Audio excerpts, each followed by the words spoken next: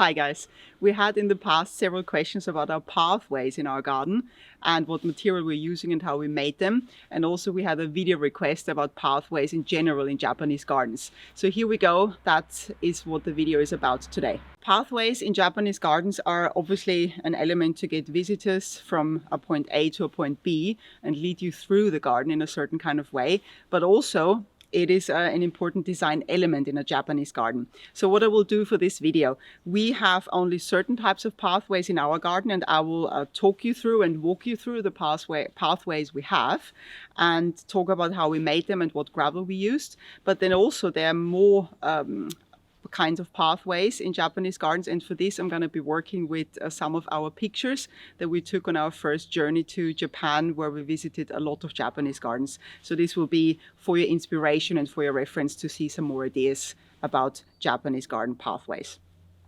I will get started right here on this pathway here. You may notice from previous videos. This one here is a graveled pathway.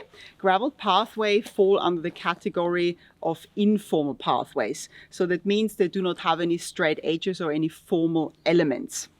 Now this pathway here is made out of quartz pebbles, and I have a ruler so you can see the size of it. So I'm gonna show you here. These quartz pebbles, they have a size of 8 to 16 millimeters.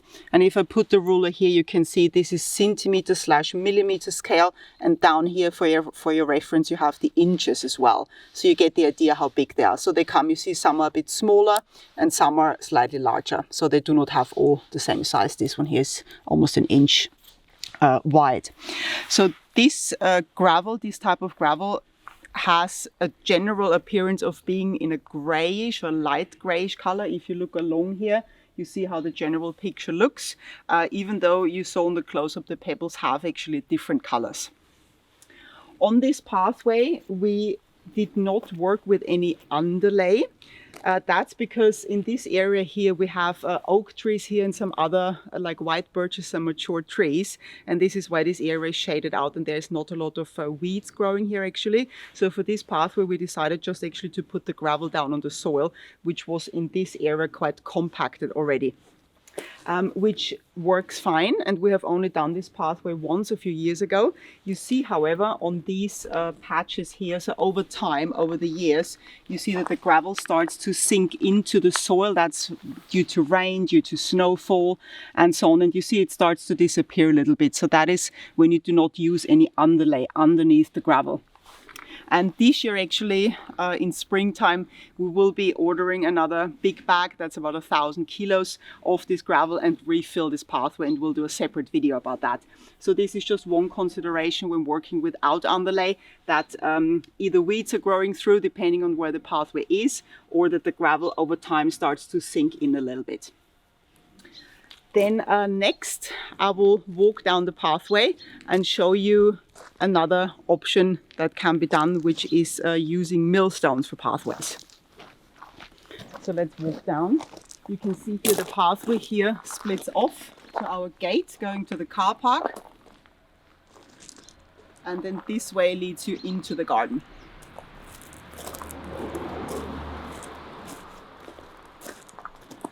As for edges, you can see we tried to have it as natural as possible. So we basically sprinkled a little bit of gravel here and there, so we do not have any straight or formal edges on this gravel pathway. One more point actually about this pathway is that this gravel, most of it is round, as you can see here. You see this is all round pebbles. And so what happens if you have round pebbles is that they roll away. So as you walk on it, over time, you start basically shifting. It also shifts naturally, the gravel. So usually we end up having a little bit more gravel down here. Our plot is on a slope. I'm not sure how well you can see that on camera. And this is why the gravel starts to shift a little bit. So that's also one consideration, depending on how your garden is located. If you have a flat garden or a garden on a slope, to think, okay, what kind of gravel am I choosing based on the location. So round gravel tends to roll away a little bit.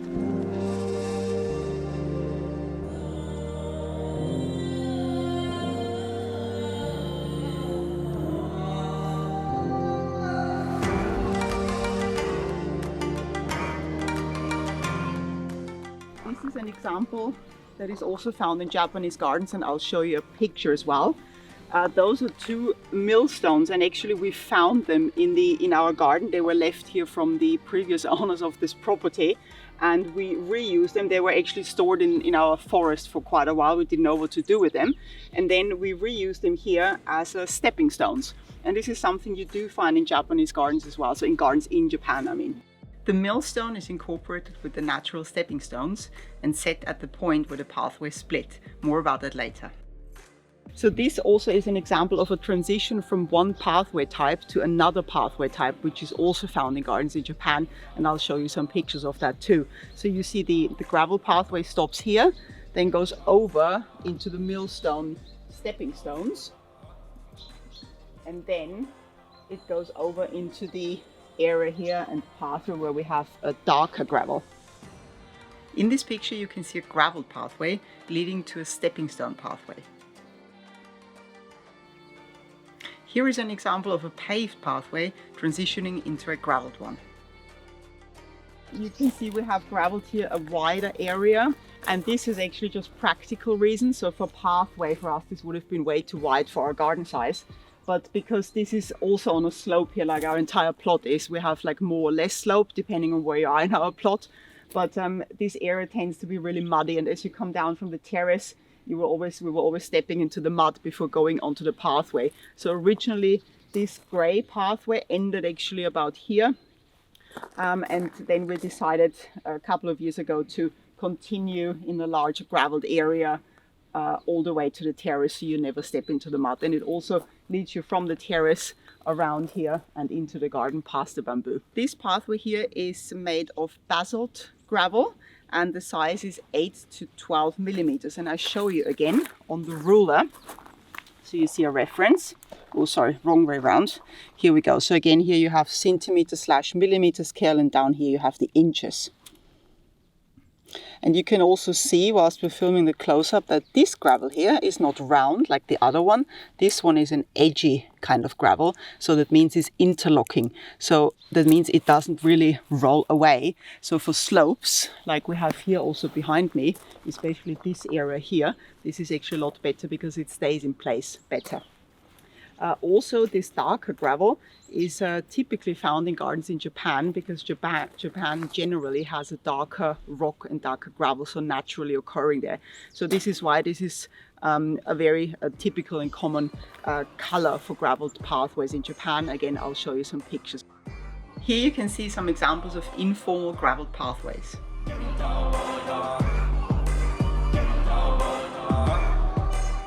And a close-up of the gravel and the moss building a natural border. An option for a border of a gravel pathway are natural stones set along the edges of the pathway. The stones can be plush with the pathway or set higher to hold back the soil. This pathway has a stone border on only one side and a little runoff for water drainage purposes.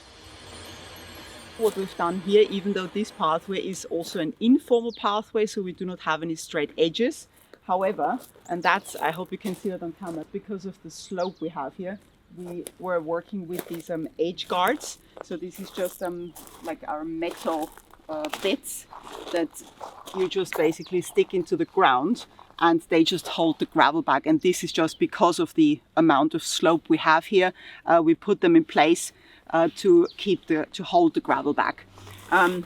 We've also done it on the other side. On this side here, it was mainly to avoid that soil when it rains a lot in summer, because we do get heavy thunderstorms here, to avoid that soil is running onto the gravel. It still happens a little bit here. You can see it here. We raked it out. But this happens really when the rain is really, really strong, which is sometimes the case in summer. So this is that pathway. On this entire pathway, we did work with underlay, and I'll show you a little bit further down the pathway. So what we basically did, so we did all that ourselves and by hand. And what we did, we were taking off the grass or the moss, and to about 1 inch deep. That's about 2 to 3 centimeters. And then we put underlay down, and I'm going to dig in here a little bit. There you can still see it. So this, you see now, it's a bit bit, you can see some soil on here, but you can see here the black underlay. So this is basically like a weed foil, which we put down to avoid weeds or remaining grass to grow through. And then we just put the gravel on top. So this works really well. Sometimes, occasionally, there are weeds growing on this, but they are not growing through the weed foil. They are actually growing in the gravel. So this happens sometime in summer, but most of it really doesn't grow. Here is, we placed one stepping stone here. This is from the local shop that we visited in one of the videos. This is I think this is a lava stone, really nice, and you see it's starting to get completely overgrown by moss. Right, then I will take you along the pathway. Well, I'll show you actually another nice little, how do you call it? It's not a feature, but it just happened. Talking about the informal kind of the pathway. You see here, looking through here, how much the moss has grown over the pathway. So soon we're gonna have to start to remove the moss actually and put it somewhere else. But that looks really lovely, so it gives it a completely natural look. Right, one more thing about this gravel and for your consideration when designing your pathways is that obviously in sun, as you saw up there, it looks lighter, brighter as opposed to in shade. But also, do I have now, if I just dig in a little bit, you can see the gravel is wet. That's because we have some frost during the night and then it thaws during the day. And you see here the color difference. So this is just a point to consider in case this is too dark for you. So this is how the gravel looks. It's almost black when it's wet. And this is how it looks when it's dry. So it's a lot lighter in color. So one more important point to consider. Okay, then next I will take you to our other pathway, which is a white gravel, which is on the other side of the garden.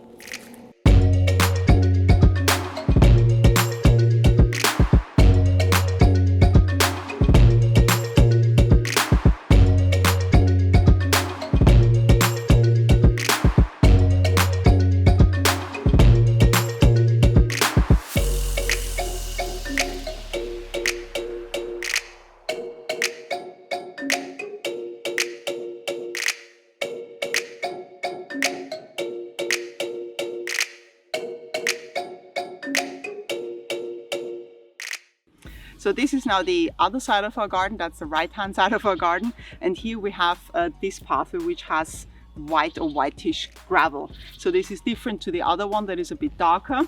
And you can see here in the background we have several pathways like coming in and splitting off again. And I'll walk you through that.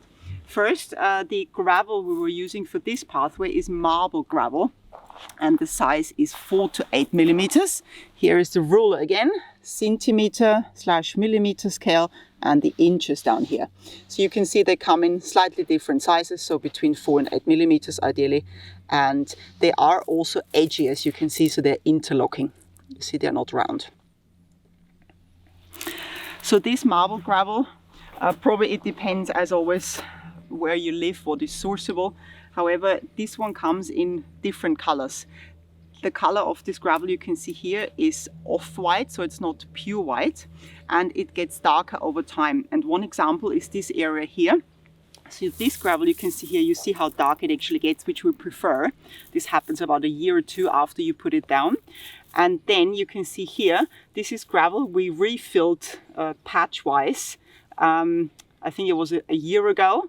And you can see how white the original gravel is. And this is not pure white, this is an off-white color. So it's a softer white, because the pure white for our garden, for what we wanted to, the look we wanted to have was just too hard really, the look.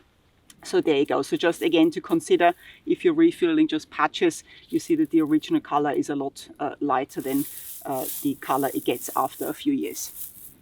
This pathway also is an informal pathway, so it has informal edges. You see the grass or moss is growing in a little bit here and there. And this one we have also done with underlay. So if I dig down again, so we got a spade and got the pathway like cut out from the grass, like we did with the other one.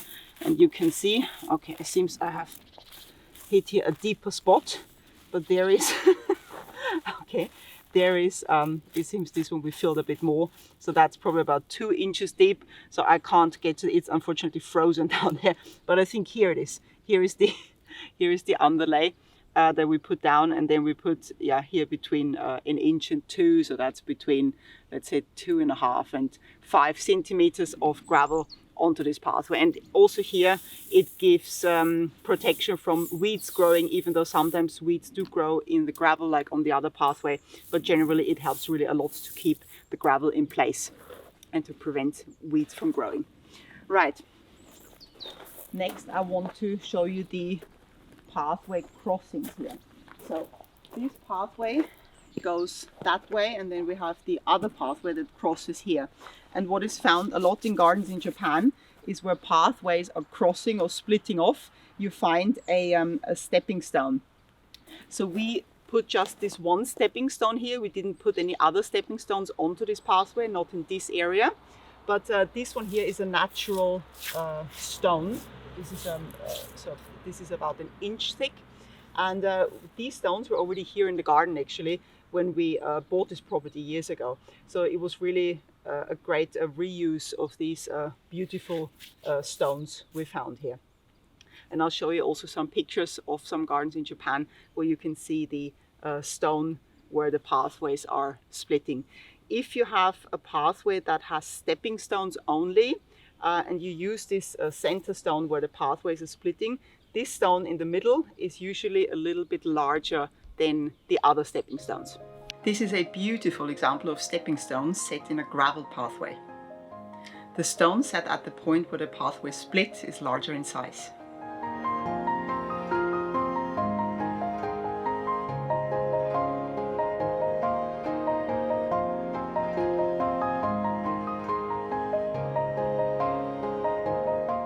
Now we're going over to parts of the pathways where we have stepping stones. So I'll keep walking and talking. So I mentioned at the beginning that there are informal pathways, which is the graveled ones, and also stepping stone pathways can be informal pathways. And other types of pathways are semi-formal pathways and formal pathways. Now semi-formal pathways can also be stepping stone pathways, and that bush needs a proper prune and trim this year. Almost cannot get past anymore. And formal pathways usually would be pathways that are paved. Now here you can see again an example, and you see this is before the spring cleanup, where the gravel pathway goes over into a different pathway, which is the one with stepping stones here. So I hope you can see them properly. Let me just clean them off quickly. So these stepping stones are also, it's just a natural stone that we found here in the garden. They're about 1 inch thick, and we just placed them here in a sand bed. So they are not concreted in, they're just placed in sand, and they sit really well. And over time, moss or soil is kind of growing over it a little bit, so it keeps it even better in place. So let me just clean the rest off, then you can get the idea. And so on the pathway continues a little bit around the tree and leads you into that corner of the garden you actually have never seen in a video, but you may see it this year in some videos. So that's one example of an informal pathway with stepping stones. Informal because the stepping stones do not have a rectangular or a round shape, they just have a natural shape, and also they're placed in like a natural informal kind of pattern.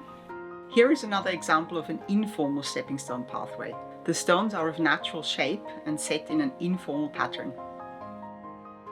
You may have come across this famous picture of an informal stepping stone pathway leading across a pond. To get an idea of how large these stones are, you can see Adam here taking pictures of the koi swimming in the pond. Here are 2 examples of semi-formal pathways where rectangular stone slabs are set in an informal pattern.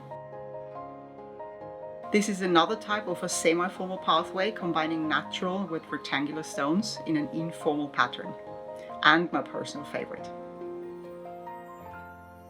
Next, let's go to another example of a combination of stepping stones and gravel pathway, which we have in our little dry garden area.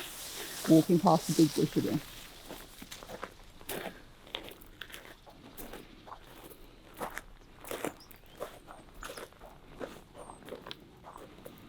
Also here you can see where we refilled a little bit, that the gravel is a lot whiter than it is on the rest of the pathway.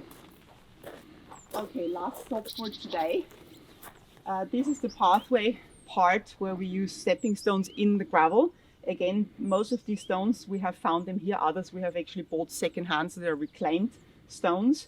And they have also just been set in sand. So we used this bigger one. This one and the other one I just showed you where the pathways are crossing was actually one stone. But unfortunately, as we found it here in the garden, it was randomly placed just in the grass. It had already broken in two pieces. And so one piece is over there and this is the other piece. So it's a very nice stone to like start the stepping stones. And then moving up, we place those again in an informal kind of pattern. Also the stones itself, you can see, just have a natural shape and are really informal. So that's another option for pathways. They're also just set in sand, so not concreted in, and they hold really well. One tip when working with stepping stones, so first it's important to consider safety as well, because stepping stones, they may get wet, may get slippy, so it's important that they have a flat surface, or as flat as it gets with a natural stone. And also, you know, considering maybe elderly people walk over them with children. So, and also the distance you have between the stepping stones. So before you really put them down, what makes sense and what we did is to actually test the walking, and I'll test that for you. So it's important that the walking feels comfortable. So if they're too far apart, you will not be comfortable, and same if they're too close, you have the feeling you have to make tiny little steps. So just one consideration here for the stepping stones. Now the materials, there are different stones obviously that can be used in gardens in Japan. Typically they are using a granite, is very common in Japan, and you'll see on the pictures also how big the stepping stones are. We would have loved to use those, but we couldn't source any of those here. Also what they're using is flint and also slate for stepping stones. But I think from what I can tell, most of them what we have seen are granite stones. So here you go. And also walking along here, our stepping stones, and I'll show you a few pictures for stairs or steps as well. You see we lead them over from the pathway into the steps going up in the moss here, back onto the terrace. So also those are just set in sand.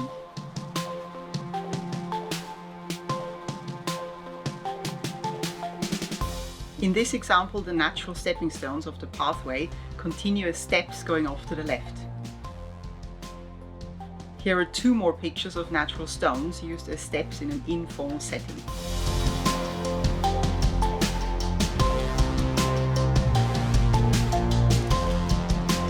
And last but not least, I'm going to show you a few pictures and I'll talk you through some paved pathways, which are typically the formal type of pathways, which we do not have in the garden because our garden is on a slope, so that didn't really work for us. But if you have a flat garden, it looks really beautiful as well. Some examples of formal pathways where cut stones of different shapes are set in a formal pattern.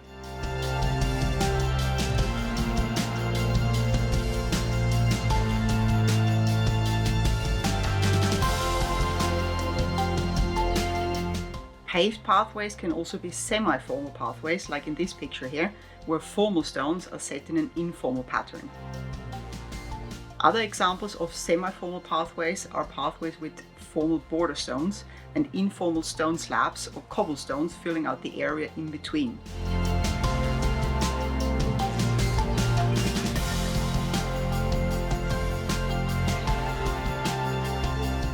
Another semi-formal paved pathway style is this one, built from informal stones.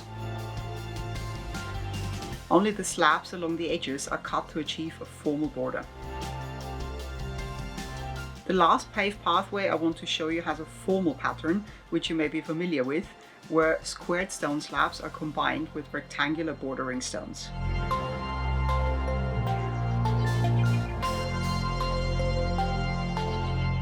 Alright guys, I hope you found some useful information and some inspiration in this video. That's all for this week. I hope you enjoyed it. Thanks for watching and see you next time. Bye!